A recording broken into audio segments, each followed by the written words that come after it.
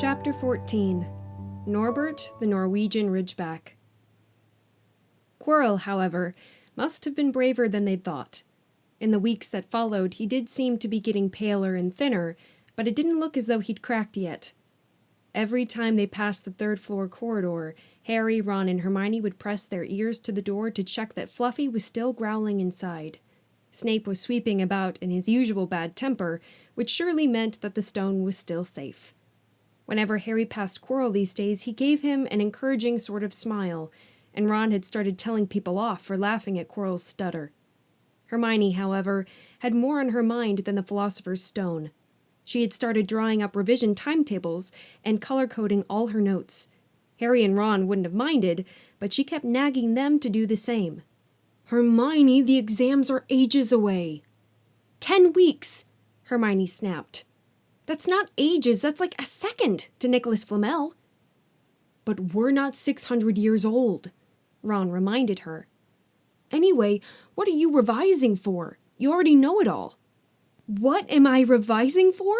Are you mad? You realize we need to pass these exams to get into the second year? They're very important. I should have started studying a month ago. I don't know what's gotten into me." Unfortunately, the teachers seemed to be thinking along the same lines as Hermione. They piled so much homework on them that the Easter holidays weren't nearly as much fun as the Christmas ones. It was hard to relax with Hermione next to you reciting the 12 uses of dragon's blood, or practicing wand movements.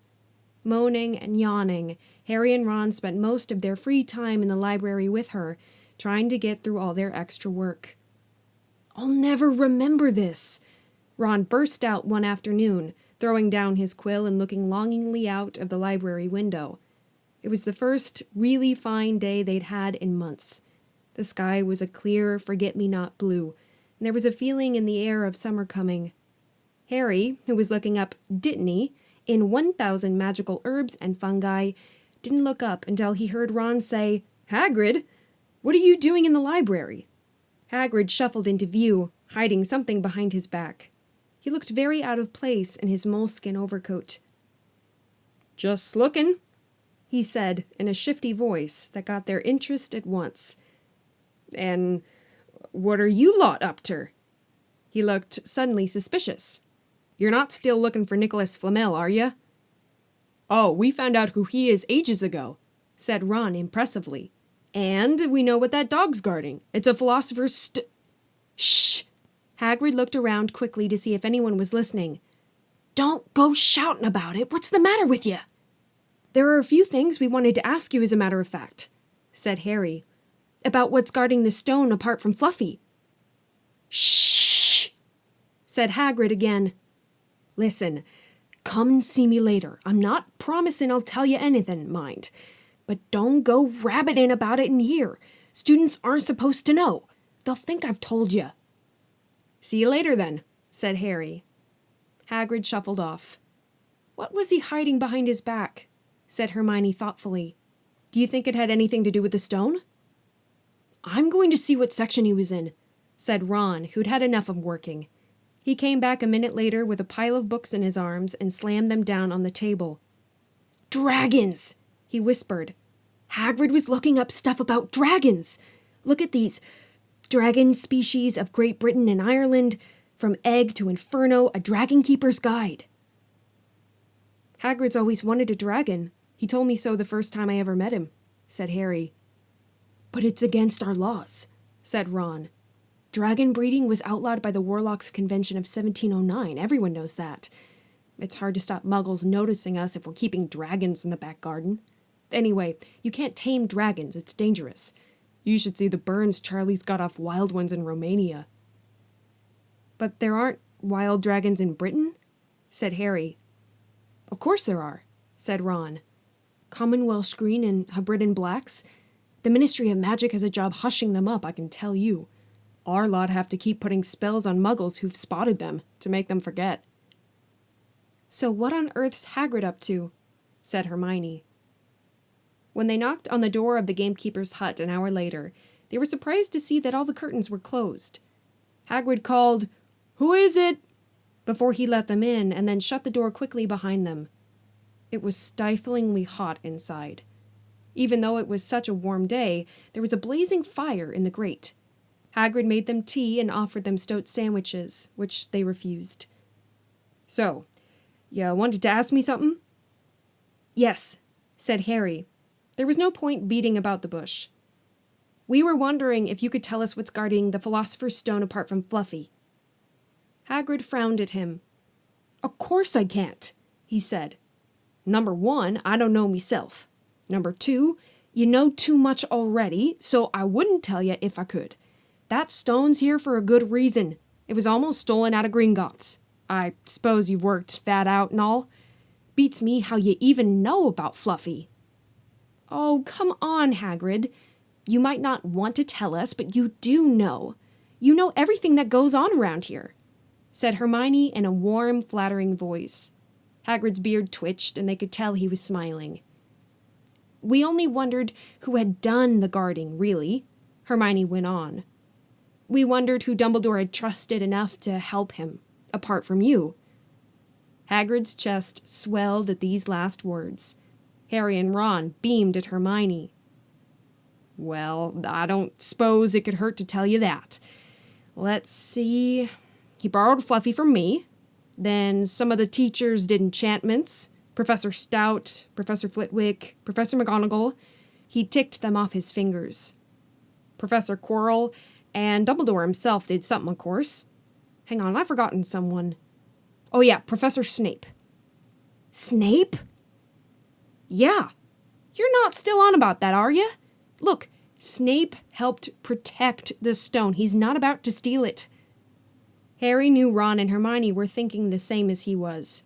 If Snape had been in on protecting the stone, it must have been easy to find out how the other teachers had guarded it. He probably knew everything, except, it seemed, Quirrell's spell and how to get past Fluffy.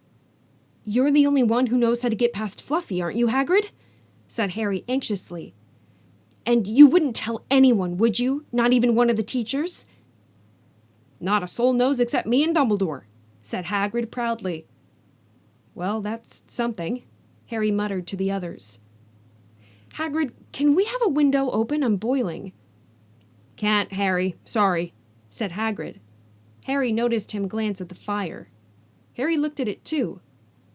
"Hagrid? What's that?" But he already knew what it was. In the very heat of the fire, underneath the kettle, was a huge black egg. "Ah," said Hagrid, fiddling nervously with his beard. "That's, "Where did you get it, Hagrid?" said Ron, crouching over the fire to get a closer look at the egg. "It must have cost you a fortune." "Won it," said Hagrid. "Last night. I was down in the village having a few drinks and got into a game of cards with a stranger. Think he was quite glad to get rid of it, to be honest." "But what are you going to do with it when it's hatched?" said Hermione. "Well, I've been doing some reading," said Hagrid, pulling a large book from under his pillow. "Got this out of the library. Dragon breeding for pleasure and profit. It's a bit out of date, of course, but it's all in here. Keep the egg in the fire, 'cause their mothers breathe on them, see? And when it hatches, feed it on a bucket of brandy mixed with chicken blood every half hour. And see here, how to recognize different eggs. What I got there is a Norwegian Ridgeback. They're rare, them." He looked very pleased with himself, but Hermione didn't. "Hagrid, you live in a wooden house," she said. But Hagrid wasn't listening. He was humming merrily as he stoked the fire. So now they had something else to worry about. What might happen to Hagrid if anyone found out he was hiding an illegal dragon in his hut? "Wonder what it's like to have a peaceful life," Ron sighed as evening after evening they struggled through all the extra homework they were getting. Hermione had now started making revision timetables for Harry and Ron, too. It was driving them mad. Then, one breakfast time, Hedwig brought Harry another note from Hagrid. He had written only 2 words. "It's hatching." Ron wanted to skip herbology and go straight down to the hut. Hermione wouldn't hear of it. "Hermione, how many times in our lives are we going to get to see a dragon hatching?" "We've got lessons. We'll get into trouble, and that's nothing to what Hagrid's going to be in when someone finds out what he's doing." "Shut up," Harry whispered. Malfoy was only a few feet away, and he had stopped dead to listen. How much had he heard? Harry didn't like the look on Malfoy's face at all. Ron and Hermione argued all the way to herbology, and in the end, Hermione agreed to run down to Hagrid's with the other two during morning break.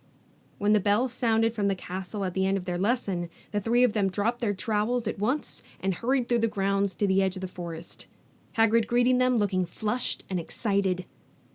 "It's nearly out." He ushered them inside. The egg was lying on the table. There were deep cracks in it. Something was moving inside. A funny clicking noise was coming from it. They all drew their chairs up to the table and watched with bated breath. All at once there was a scraping noise, and the egg split open. The baby dragon flopped onto the table. It wasn't exactly pretty. Harry thought it looked like a crumpled black umbrella. Its spiny wings were huge compared to its skinny jet body, and it had a long snout with wide nostrils, stubs of horns, and bulging orange eyes. It sneezed. A couple of sparks flew out of its snout. "Isn't he beautiful?" Hagrid murmured. He reached out a hand to stroke the dragon's head. It snapped at his fingers, showing pointed fangs. "Bless him! Look, he knows his mummy!" said Hagrid. "Hagrid," said Hermione, "how fast do Norwegian Ridgebacks grow, exactly?" Hagrid was about to answer when the color suddenly drained from his face. He leapt to his feet and ran to the window. "What's the matter?" "Someone was looking through the gap in the curtains. It's a kid. He's running back up to the school." Harry bolted to the door and looked out. Even at a distance, there was no mistaking him. Malfoy had seen the dragon. Something about the smile lurking on Malfoy's face during the next week made Harry, Ron, and Hermione very nervous. They spent most of their free time in Hagrid's darkened hut, trying to reason with him. "Just let him go," Harry urged. "Set him free." "I can't," said Hagrid. "He's too little, he'd die." They looked at the dragon. It had grown 3 times in length in just a week. Smoke kept furling out of its nostrils. Hagrid hadn't been doing his gamekeeping duties because the dragon was keeping him so busy. There were empty brandy bottles and chicken feathers all over the floor. "I've decided to call him Norbert," said Hagrid, looking at the dragon with misty eyes. "He really knows me now. Watch. Norbert? Norbert, where's Mummy?" "He's lost his marbles," Ron muttered in Harry's ear. "Hagrid," said Harry loudly, "give it a fortnight and Norbert's going to be as long as your house. Malfoy could go to Dumbledore at any moment." Hagrid bit his lip. I know I can't keep him forever, but I can't just dump him. I can't." Harry suddenly turned to Ron. "Charlie," he said. "You're losing it too," said Ron. "I'm Ron, remember?" "No, Charlie, your brother Charlie. In Romania, studying dragons. We could send Norbert to him. Charlie can take care of him and then put him back in the wild." "Brilliant," said Ron. "How about it, Hagrid?" And in the end, Hagrid agreed that they could send an owl to Charlie to ask him. The following week dragged by. Wednesday night found Hermione and Harry sitting alone in the common room, long after everyone else had gone to bed. The clock on the wall had just chimed midnight when the portrait hole burst open. Ron appeared out of nowhere as he pulled off Harry's invisibility cloak. He had been down at Hagrid's hut, helping him feed Norbert, who was now eating dead rats by the crate. "It bit me," he said, showing them his hand, which was wrapped in a bloody handkerchief. "I'm not going to be able to hold a quill for a week. I tell you, that dragon's the most horrible animal I've ever met. But the way Hagrid goes on about it, you'd think it was a fluffy little bunny rabbit. When it bit me, he told me off for frightening it. And when I left, he was singing it a lullaby." There was a tap on the dark window. "It's Hedwig," said Harry, hurrying to let her in. "She'll have Charlie's answer." The 3 of them put their heads together to read the note. "Dear Ron, how are you? Thanks for the letter. I'd be glad to take the Norwegian Ridgeback, but it won't be easy getting him here. I think the best thing will be to send him over with some friends of mine who are coming to visit me next week. Trouble is, they mustn't be seen carrying an illegal dragon. Could you get the Ridgeback up the tallest tower at midnight on Saturday? They can meet you there and take him away while it's still dark. Send me an answer as soon as possible. Love, Charlie." They looked at each other. "We've got the invisibility cloak," said Harry. "It shouldn't be too difficult. I think the cloak's big enough to cover two of us and Norbert." It was a mark of how bad the last week had been that the other two agreed with him. Anything to get rid of Norbert and Malfoy. There was a hitch. By next morning, Ron's bitten hand had swollen to twice its usual size. He didn't know whether it was safe to go to Madame Pomfrey. Would she recognize a dragon bite? By the afternoon, though, he had no choice. The cut had turned a nasty shade of green. It looked as if Norbert's fangs were poisonous. Harry and Hermione rushed up to the hospital wing at the end of the day to find Ron in a terrible state in bed. "It's not just my hand," he whispered, "although that feels like it's about to fall off. Malfoy told Madame Pomfrey he wanted to borrow one of my books so he could come and have a good laugh at me. He kept threatening to tell her what really bit me. I told her it was a dog, but I don't think she believes me. I shouldn't have hit him at the Quidditch match. That's why he's doing this." Harry and Hermione tried to calm Ron down. "It'll all be over at midnight on Saturday," said Hermione, but this didn't soothe Ron at all. On the contrary, he sat bolt upright and broke into a sweat. "Midnight on Saturday," he said in a hoarse voice.